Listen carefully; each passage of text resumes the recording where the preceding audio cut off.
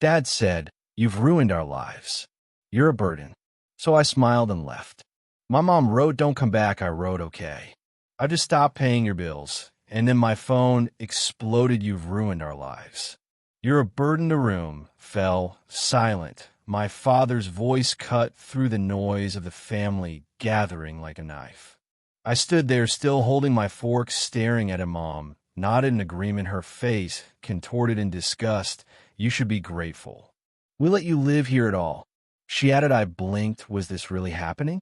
We were at my uncle's house for his birthday. A real family event. Relatives I hadn't seen in years were sitting around the table, plates full, conversations humming, until my parents decided this was the perfect moment to humiliate me.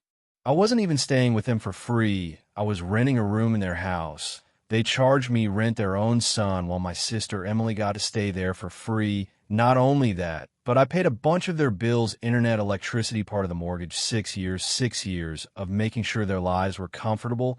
And now, in front of everyone, they were acting like I was some freeloader leeching off them. I should have seen this coming.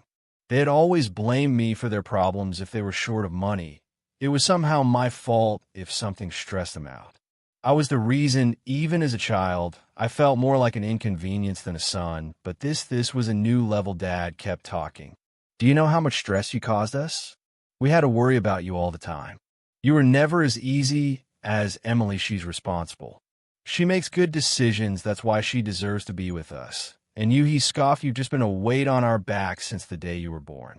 I looked at Emily. She was just sitting there, sipping her drink, scrolling through her phone. Like this wasn't about me, like it wasn't even happening. I carefully put down my fork, looked at her, and smiled. Then, without a word, I got up and walked out of the dining room. I heard my uncle say, "Okay, that was too much," and one of my aunts trying to tell my parents to calm down, but they were still ranting about how ungrateful I was. I didn't care anymore. I went straight to my room, the one I paid rent for, and grabbed my suitcase from under the bed. My hands were shaking, but not with sadness, with rage. Years. And now it finally clicked in my brain. I didn't have to take it anymore. I packed everything I could in 10 minutes, clothes, laptop, essentials. I could buy everything else later. I wasn't going to spend another night under that roof. As I zipped up my bag, my mom yelled my name from the hallway. I ignored her. I walked past her, down the stairs, past the dining room, where my father was still red-faced, arguing with my uncle. He turned when he saw me. "Where do you think you're going?" I didn't answer. I walked out the front door, got in my car, and drove away. That was it. I was done. A few hours later, my cell phone buzzed. It was a text message from my mom. "Don't come back." I sat in my new apartment, a tiny studio I had found earlier that night. It wasn't much, but it was mine. No parents, no yelling, no guilt. I stared at her message for a few seconds, then put the phone down and exhaled. For the first time in years, I felt free, but I wasn't done yet. I waited until it was well past midnight. Then I calmly typed a reply, "Okay, I just stopped paying your bills." Then I pressed record on a voice message. My voice was calm. "I've been paying your expenses for 6 years. You told me not to come back. So I won't, and I'm not going to pay for anything anymore. I hope you can handle that. Good luck." I hit send and went to bed. The next morning, I woke up to my phone exploding with notifications, 50 missed calls, my mom, my dad, Emily, even some relatives, back-to-back messages, voicemails. I didn't bother to listen. Then another message came. "Where do you live? We need to talk." And that's when I knew this wasn't over. I let the phone ring. I wasn't in a hurry to hear what they had to say. By noon, the missed calls had climbed to 73. My voicemail was full. My text messages were stacked so high I had to scroll through them. Some were predictable. "You ungrateful brat. You can't do this to your family. You owe us after all we've done for you." Then came the guilt trips. "We raised you, fed you, gave you a roof over your head, and this is how you repay us? Your dad is so stressed. He's shaking. We just want to talk. Let's work this out." And then what really gave me pause were the messages from relatives. My aunt, Franklin, they're in full panic mode. "Just talk to them." My cousin, "Dude, they're freaking out. They're trying to figure out where you live." My uncle, "Call me. This is getting out of hand." I stared at my screen. My parents weren't just angry, they were desperate. And that's what worried me. Then another message popped up from Emily. They're trying to pull your credit reports. Be careful. That made me sick to my stomach, pull my credit reports. I shot back, what the hell do you mean, a minute later? She replied, Mom asked me for your social security number last night. I said, I didn't know it, but I think they're trying to get your financial information. I exhaled. This was bad. You see, when I lived there, they had access to a lot of my personal information, my mail, some of my old paperwork, even my online accounts. When they helped me set them up as a teenager, if they were digging into my credit now, it meant one thing: they were trying to see how much money I had left and if they could still get something out of me. And that's when I made a big mistake. I texted back, tell them to back off, not 5 minutes later. My phone rang again. It was Mom. I don't know why I answered. Curiosity. Maybe part of me wanted to hear her squirm the second I answered. Her voice exploded through the speaker. Where the hell are you? I pulled the phone out of my ear. What do you want? How dare you do this to us? She screamed, her voice raw. You think you can just walk away and cut us off? You owe us. I remained silent. Deal. You know what you've done? She screamed. We can't pay our bills, Franklin. We're screwed because of you. That was when it hit me. They weren't panicking because they missed me. They weren't trying to find me because they felt bad. They were desperate because they couldn't afford their lifestyle without me. I had been holding them back all this time, and now I had pulled the plug.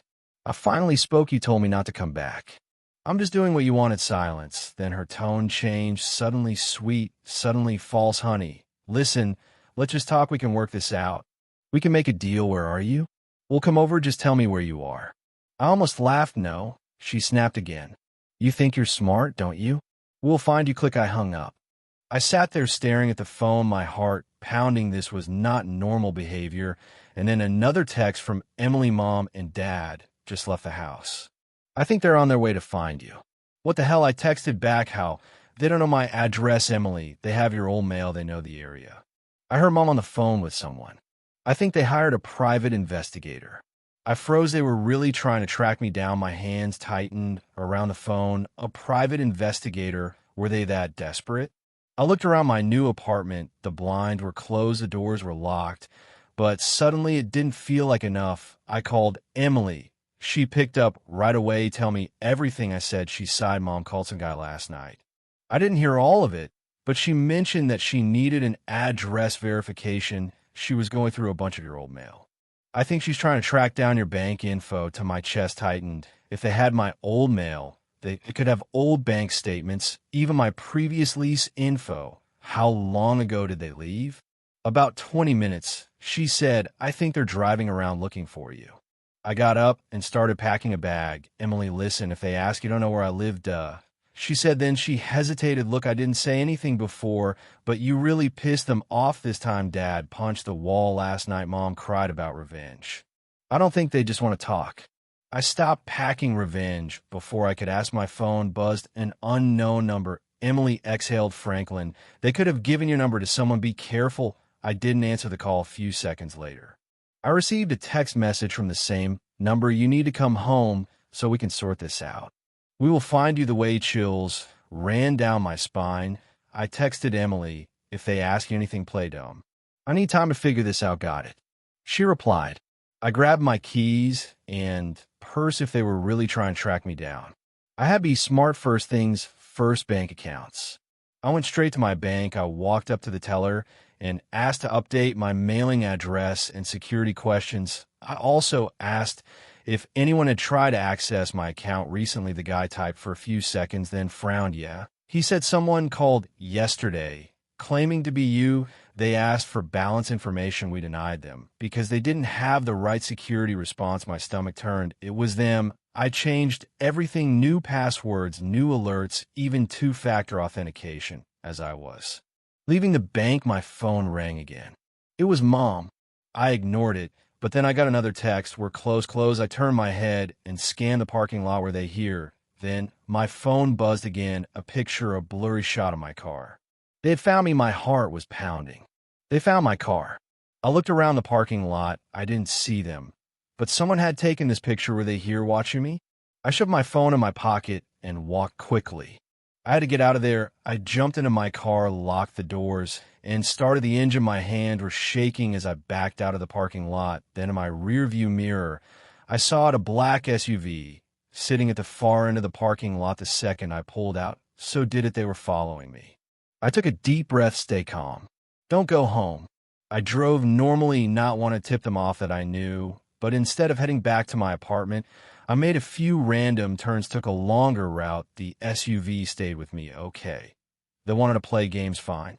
I saw a gas station up ahead and made a quick turn into it. The SUV had to slow down to follow. I pulled up to a pump, turned off the engine, and opened the door as if I was going to fill up the SUV roll by then, parked at the edge of the lot. There were two people inside. I had to see who they were. Instead of grabbing the gas pump, I walked toward the convenience store of the station as if I wanted to buy something. As I passed the SUV, I looked. Inside, Dad and some guy I didn't recognize. Dad was in the passenger seat, looking pissed. The other guy, mid-40s, bald, serious face, had both hands on the wheels, scanning the area like a damn bodyguard. Who the hell was this guy? I walked into the store, grabbed a random snack, and paid cash, all while watching them through the window. They didn't get out of the car. They were waiting for me. I pulled out my phone and texted Emily, Dad is following me. He has a guy with him. Do you know who? She replied immediately. Oh my God, that's Uncle Ray's friend. He does sketchy stuff. I think he's like a bill collector or something. I clenched my jaw. What the hell were they up to? I sent back, tell me everything you know about him now, Emily. All I know is that he helps people solve money problems, but not legally. My stomach dropped. Not legally. I had to get out of there. I walked out of the store, kept my head down, and got back in my car. I didn't even start it right away. I just sat there and thought if they were willing to bring in some shady guy. They weren't just trying to talk, they wanted to scare me. Maybe worse. Then my phone vibrated again. Another text, this time from Dad. Come home now, and we'll forget this ever happened. Keep playing games, and things will get messy. I exhaled slowly. So that was it. They were threatening me now. I looked back at the SUV. Dad was watching me. The bald guy was still scanning the area like he wanted to make sure I didn't have any backup. I started my car and drove out fast. They pulled out right behind me. Okay, you want to chase? Let's do it instead of heading home. I made a sudden right turn, then another. I sped up, weaving through traffic. The SUV kept up, but they weren't as fast. Then I saw a police station up ahead. I didn't even hesitate. I pulled into the parking lot and parked right in front of the entrance. The SUV slowed down. Then just like that, it kept going. Yeah, that's what I thought. I sat there gripping the wheel. They weren't done, and neither was I. I sat in the parking lot of the police station, my heart pounding. The black SUV was gone, but I knew they weren't done. They were testing me, seeing how far they could push me. I wasn't going to sit around and wait for their next move. I took out my phone and texted Emily. They just tried to follow me. I lost them at the police station, but this isn't over, she replied immediately. I heard Mom on the phone again. They're freaking out. I think Dad is pissed that you ran. I grinned. Good. Let them be mad. Then she sent another text. Franklin, I think they're planning something worse. Mom told Dad if we can't scare him, we'll make sure he has no choice but to come back. My stomach twisted. No choice. I asked, what does that mean? Emily asked, I don't know, but they're talking to a lawyer. I sat there clutching my phone. What the hell were they trying to pull then? A thought hit me. My name was still on some of their accounts. When I was younger, they convinced me to co-sign for a few things, a car loan, a joint credit card, things they swore they'd handle. But what if they try to use it against me now? I had to act fast. I went straight to the bank. As soon as I got to the counter, I told them I needed to remove myself from any joint accounts and freeze any suspicious activity. The teller typed for a moment, then looked at me with a strange expression. There was an attempt to take out a loan in your name yesterday, a large one. I went cold. Was it approved? No. She said they didn't have the right verification, but they tried more than once. I clenched my jaw. They were trying to trap me, financially make it so I'd have no choice but to go back. I shut everything down, froze old accounts, updated passwords, even set up fraud alerts. As I left the bank, my phone buzzed. Emily again. Mom and Dad are freaking out. They just realized the bills didn't get paid this month. I laughed. Oh, they're freaking out now. Then she sent another text. Franklin, listen, I think they might try to go after you legally. Mom mentioned filing something against you. I stopped walking file, something what could they file, and then it hit me. Eviction, even though I was already gone. They could try to legally evict me on paper, claiming I owed them money for breaking the lease. If they got a case going, it could ruin my credit, put me in debt, even get me blacklisted from renting anywhere else. I texted Emily back, find out exactly what they're doing now. She replied, I'll try, but Franklin, be careful. I think they're really losing it. I exhaled. I had cut them off financially. I had fled, and now they were desperate to bring me back under their control. But I wasn't going down without a fight. I didn't go home. I went straight to a lawyer if they wanted to play legal games. I was ready. I explained everything, how I had paid their bills, how they had charged me rent while letting my sister live there for free, how they had tried to open loans in my name. The lawyer listened intently. Then she said if they tried to evict you after you moved out, that won't hold up in court. And if they tried to commit fraud in your name, you have grounds to press charges. That's all I needed to hear. I left her office feeling lighter for the first time since this nightmare began. I knew they couldn't touch me. Then, just as I was getting back to my car, my phone buzzed. Emily, Franklin, they're losing it. They're screaming about how you ruined their lives. They even told Grandma that you stole from them. I rolled my eyes. Of course, they were lying. But then she sent another message. They know where you live. My chest tightened. How I texted back, Emily, I don't know, but they're on their way. They just left the house. Dads, raging moms, crying about how they're going to make you pay. I didn't panic. I was ready for this. I went straight back to my apartment, but instead of going, I parked a block away and waited. Sure enough, 20 minutes later, a black SUV pulled up in front of my building. Dad, Mom, and the bald guy, they got out and marched up to my door. Dad started pounding on it, screaming my name. I pulled out my phone and hit record. I know you're in there, Franklin. Dad's voice echoed down the street.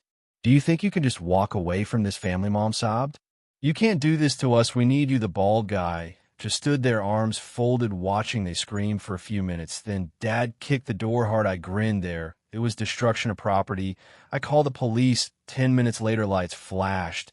As soon as my parents saw the cops, their energy changed. Mom suddenly started crying, acting like she was the victim. Dad tried to say that I had stolen from them and left them. Then I stepped forward, phone in hand. Officers, I said, I don't live there anymore. You've been following me, harassing me, and just tried to break into my apartment. I showed them everything, the text, the threats, the attempted fraud, and now the video of my father kicking in my door. The police turned to my parents. Sir, ma'am, you need to leave now. Dad turned red. He's our son. He owes us. The cops shook his head. No, he doesn't. And if you try that again, you'll be arrested for trespassing. The bald guy didn't say anything.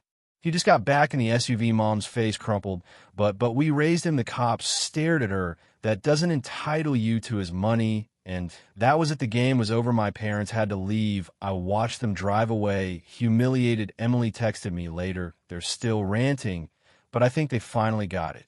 They're done with them, and she was right for the first time in years. I was free.